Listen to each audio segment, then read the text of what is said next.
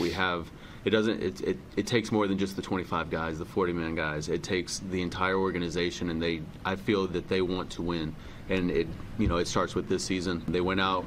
We were able to get DeGrom, Heaney, and one of the biggest needs was pitching. Martin was able. He had an outstanding season last year. Now it's time to show those, prove to the younger guys and the guys that are already here that we can compete and we can win. That was Nate Eovaldi's press conference when they announced his 2-year deal to join the Texas Rangers. And I think Chris Young was looking at him the same way we were and thinking, man, this guy's talking like he's been a club executive here in Arlington for the last decade, right? He was really familiar with the whole roster, and it is that roster that we discuss here on this portion of the program. They've done a lot, right? They spent a lot of money last year to shore up their middle infield, and we all walked away from that offseason expenditure thinking, man, I mean, there are other holes to cover up. Right. It appears as though they've covered most, if not all of those holes with the checks they've written this year. Believe it or not, they're a dangerous team.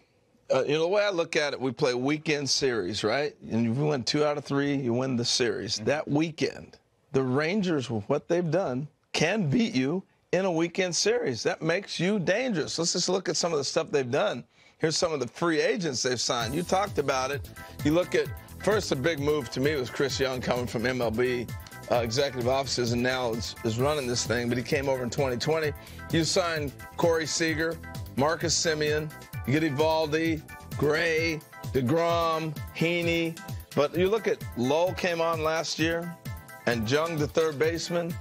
Now, all of a sudden, you got a core that is there, and you continue to build around and be able to just Garcia in center. He played really well. You start watching the moves they've made have been subtle, except now they've been big ones. Yeah. But they had a few guys coming out of the organization. I don't think they're done, but they can beat you on a weekend series. I agree with that. Have they done enough to topple the Astros? Not sure, because that's a huge, huge ask, and Houston is as good as any team's been the last 5 years. But I'll key on a couple players you talked about. You take a look at where the Rangers finished last year. I mean, let's not get too excited about the offseason, because they were 38 games back of Houston in 2022. 2 guys that are holdovers, Nathaniel Lowe, who had a career season. If he can build on that or replicate it, great. If Adolis Garcia can cut down the strikeouts and still produce the kind of pop he's capable of, great. But the key for me is, with the free agent pitching they brought in, you're taking 3 right-handers from their rotation last year in Glenn Otto, Dane Dunning, and Jake Odorizzi, and you're moving them into the bullpen. Yeah. Because the expectation is that the top 5 names on that rotation list, DeGrom, Perez, Gray, Eovaldi, and Heaney, will be the starters. That means your long guys, your relievers, are guys that are really good starting pitchers, Odorizzi, Dunning, and Otto. And you give Bruce Bochy, and that's another big move this offseason. Yes. Give him that kind of bullpen depth. And I think the Rangers are vastly improved. Look, this is dangerous. I look at it from an offensive player, right? When you start thinking, where am I getting my hits?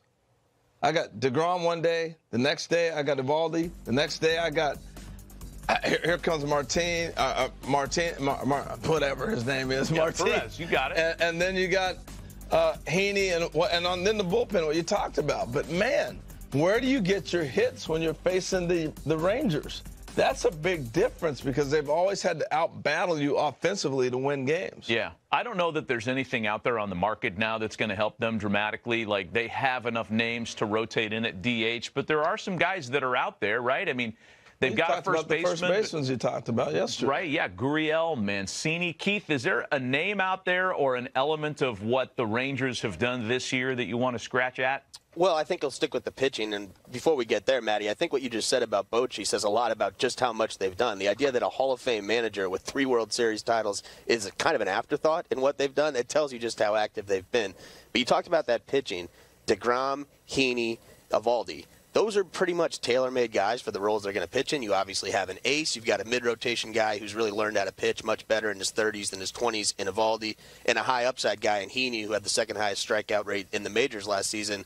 But volatile is a word you could use to describe that group, too, because they all missed significant time last year. So to me, in the short term, it's about staying healthy for that rotation. But you got to like what they did if those guys are able to stay on the field. Yeah, well, I think that's a good point too. Boch riding back in from retirement, he gets handed this great roster. He's probably beside himself, right? I've lost my mind. Everything he has. That's wait. Yeah, you hit it twice. It didn't work. No, there it is. Here I've lost my mind. Yeah, thanks, Boch. Here we go. Let's take a break. Every single place that you go, there's certainly people are missing football when they get in the spring and they want to tailgate. And they want to get out about it. So it is amazing. Every single game in the SEC, it's like being in a postseason game. We play 30 of them. I can remember when I got this job and I got the schedule. The SEC schedule wasn't out yet. So I looked at the schedule and it just said SEC 30 straight times, and that humbles you really quick. Oh no! But it is unbelievable the support that you get at home, that you see on the road, and how much people love their baseball in the Southeastern Conference. Okay, so I'm a youngster looking to go to college there and play for you. What am I going to get as a player? What are you teaching? What's your philosophies, and what are you trying to promote? Well, offensively, we're trying to put pressure on defenses as much as possible, have great at-bats, go deep in counts, be able to hit the ball the other way. Obviously, you want to hit the ball out of the ballpark, but, we just want to play good, clean, fundamental baseball. You're going to get challenged. You're going to get worked. You're going to get pushed, whether it be in the weight room, whether it be in the classroom, whether it be on the field. You're always going to be pushed and challenged. Little details matter. And I think the little details are the things that are going to win big games. And when it comes on the pitching side, you got to throw strikes. You got to field your position. You got to hold runners. Certainly it helps if you throw 95 plus. But at the end of the day, you've got to be able to compete, throw strikes, hold runners, field your position. I'm ready to go. Harold's writing all that down. Scott, I want to ask you about one of your players who's starring in the big leagues, and Jared Walsh lost the end of his season. He played through some injuries last year. He's a guy who I really love as a player, love the guy's heartbeat. He's what you want. The fact that he played multiple positions for you on both sides of the scorecard, is that something, and you can speak to this in terms of your program or your conference or college baseball in general, is that something that at the collegiate level you're willing to explore a little bit more than when a kid goes pro? I mean, feels like there are more two-way players at the collegiate level than there are in minor league baseball. Yeah, I don't think there's any question about that. And I think, Harold can attest this. Every pitcher thinks he can hit, and every hitter thinks he can pitch. And at this level, a guy that's an elite athlete that's going to get into the SEC, most of these guys, they might have been their number one starter on their high school team, but also hitting the 3-hole. So we've had a number of guys come in here and say, Coach, I really want to try to hit, or really want to try to do both. And we usually give them that opportunity in the fall. And I think most college coaches will tell you that, hey, if you can do it, more power to you. We had the John Olerud winner in 2019, Aaron Schunk. He's now going to be a AAA guy with the Rockies next year. So just a really good player that if you can do both, absolutely. And Jared was one of those guys for us. And we've got 2 young freshmen right now that we feel like are going to be two-way players for us. Hey, Coach, I'm going to take you another step further. You talked about Kirby Smart's son comes to your camps all the time. What about multi-sport athletes? Have you had that come up in Georgia since you've been there in the 10 years, somebody playing football and maybe baseball as well? Yeah, I've actually had one. Rylan Godey is a tight end on our team, number 88 on the offensive side. Number 88 on the defensive side, that's Jalen Carter. Don't get him confused. Yeah, I was going to say, whoa. Okay. Yeah, Jalen's going to be the number 1 pick, I think, in the draft maybe. But Rylan Godey was a 4-star tight end coming out of high school. Really, really good player, but can hit a ball a country mile too. Tried to do it for 2 years. It's just such a challenge to be pushed and pulled in both directions.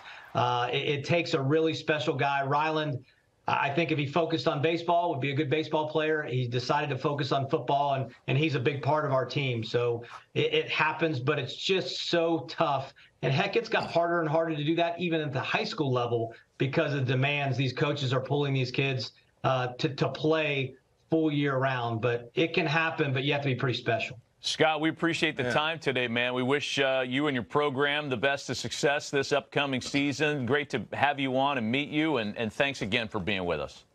All right, sounds great. Thanks, guys. Thanks, Scott. Appreciate you. Joining us from Athens, Georgia. By the way, I wanted to ask him, he was born in Athens, Ohio, coaches in Athens, Georgia. You got to take the family to Athens, Greece at some point, don't you? Just to yeah, that's a good one. Complete the cycle. And that's from O'Malley watching upstairs in the graphics control room. Throw that on him. That's sick pretty brain, good stuff. thinking of the best questions you and I could ask, and then we don't even ask them.